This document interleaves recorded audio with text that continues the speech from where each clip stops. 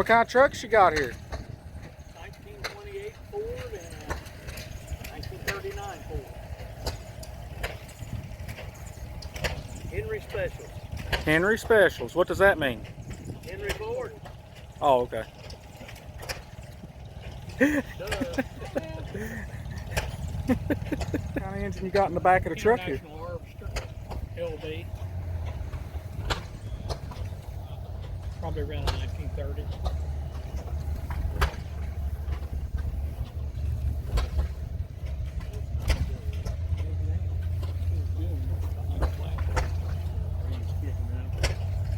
What would they use that engine for? What they used all these this engine for back in before tractors had flat belt pulleys on them. Yeah. They used them to run everything. They run water pumps, those little sawmills, crosscut saws, washing machines. They run everything with these type of engines. Okay.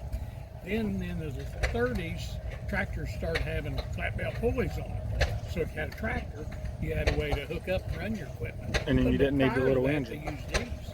Okay. Does this one run? Oh yeah.